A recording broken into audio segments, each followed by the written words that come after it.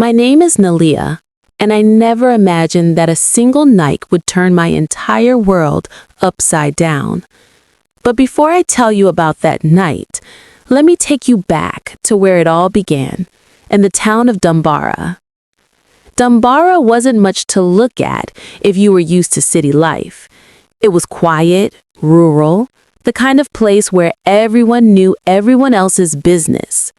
The wealthy had their estates on the hillside, and the rest of us worked in their kitchens, their gardens, their homes. I was one of those workers, a housemaid in the mansion of Baraka, a landowner respected by everyone in town. Every morning, I woke before the sun. My hands were always busy, scrubbing floors, preparing meals, washing clothes. It wasn't glamorous, but it kept my family alive. Back in my village, 2 hours away by bus, my mother was sick. She'd been sick for years. My 2 younger brothers depended on the money I sent home every month. I couldn't afford to lose this job. I couldn't afford to make mistakes. Baraka was a good man. He never raised his voice at us, never treated us like we were beneath him. He paid on time, and sometimes, when he saw me carrying heavy baskets, he'd tell me to rest.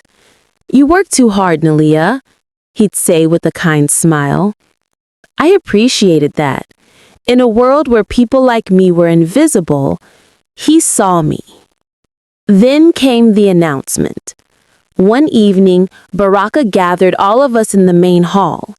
His face was glowing, the kind of glow that only comes from happiness. "I have wonderful news," he said, his voice echoing against the high ceilings.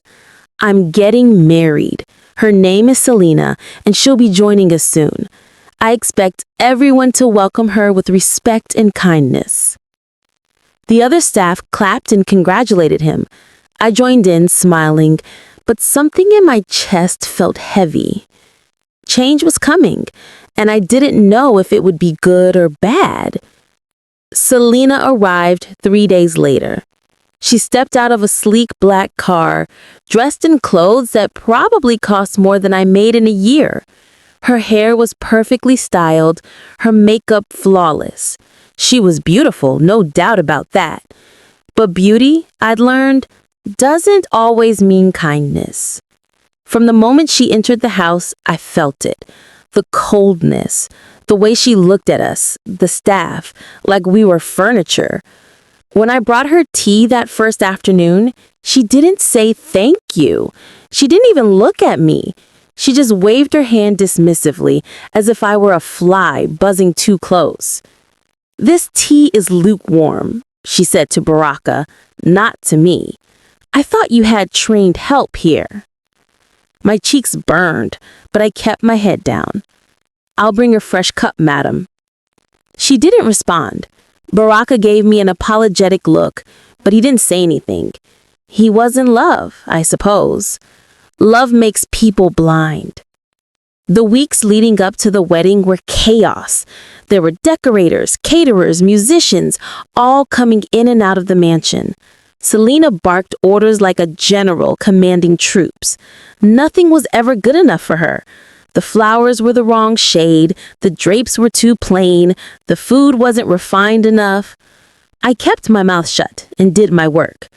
That's what people like me do. We survived by staying quiet. But then came that night. The night everything changed. It was late, maybe 10 or 11. Most of the staff had gone to bed. I was finishing up in the upstairs sitting room, dusting the shelves near the window. The room was dim, lit only by a single lamp. I heard voices coming from the hallway, and I froze. It was Selina. She was on her phone, and her voice was low, urgent. "I know, Rylan, I know. Just trust me, okay? One more week, just one more week and we're set." My heart started pounding. Who was Rylan? I shouldn't have been listening, but I couldn't move. I was trapped behind the curtain, terrified she'd walk in and find me. Yes, I'll marry him, Selina continued, her voice dripping with impatience. I'll marry him, get access to the accounts, and then we disappear. It's not that complicated. He's so naive, Rylan. He actually thinks I love him. She laughed. It was a cold, cruel laugh that made my stomach turn. Just stay low until after the wedding. 1 week, then we take everything and go. He'll never see it coming. My hands were shaking. I pressed myself against the wall, praying she wouldn't come into the room. After what felt like forever, I heard her heels clicking down the hallway, fading into the distance. I stood there in the dark, my mind racing. She was going to rob him. She was going to marry Baraka, steal his money, and run away with someone else. And Baraka had no idea. I stumbled back to my quarters, my chest tight.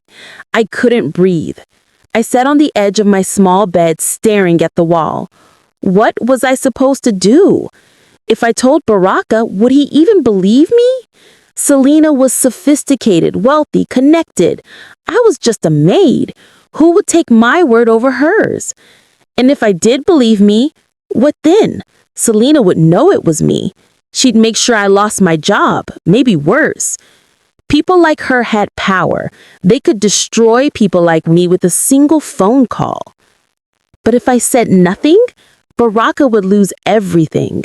The man who'd been kind to me, who'd never treated me like I was less than human, he'd be ruined. I didn't sleep that night. I paced back and forth in my tiny room, my mind spinning. By the time the sun rose, I'd made my decision. I couldn't stay silent, but I couldn't speak openly either. I needed another way. That's when I thought of the letter. I found paper and a pen in the kitchen drawer. My hands trembled as I wrote. I kept it simple, direct. No name, no signature, just the truth.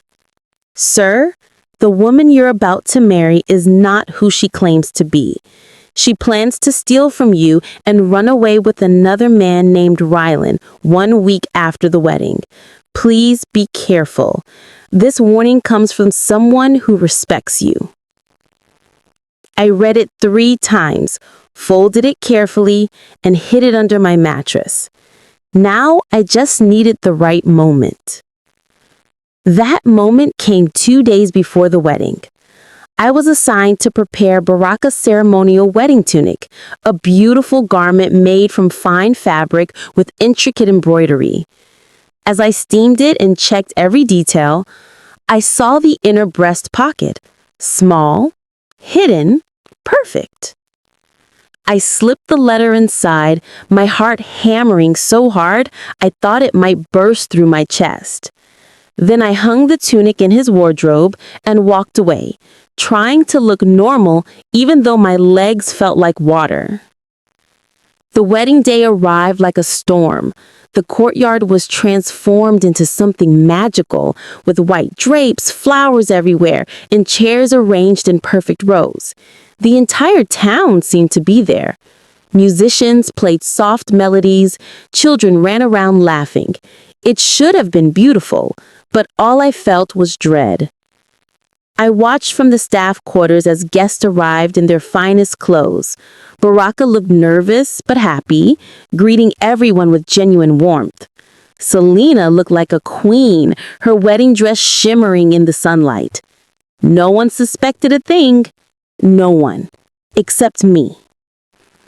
I kept replaying the moment in my mind. Would he find the letter?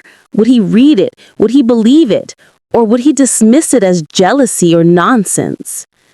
The ceremony was supposed to start at noon. At 11:45, I saw Baraka heading upstairs to change into his tunic. My stomach twisted into knots. This was it. I busied myself in the kitchen, but I couldn't focus. The other staff were chattering excitedly, but their voices sounded distant, like I was underwater. 20 minutes passed, then 30. Suddenly, I heard raised voices coming from upstairs. Baraka's voice, sharp and demanding. "What is this? "What are you talking about?" Selina shouted. "Who is Rylan? Tell me the truth, Selina. Who is Rylan?" "I don't know what you're talking about. Someone's lying to you." The other staff stopped what they were doing. We all looked at each other, confused and frightened. Something had gone terribly wrong. Minutes later, Baraka came down the stairs, his face like stone. He was still wearing his regular clothes, not the ceremonial tunic. In his hand was my letter. Behind him, Selina followed, her face red, makeup starting to run. "The wedding is postponed," Baraka announced to the gathered crowd. "There's been a misunderstanding that needs to be resolved." Murmurs rippled through the guests. Selina grabbed his arm. "Baraka, please, this is ridiculous. You're embarrassing me in front of everyone." "Am I?"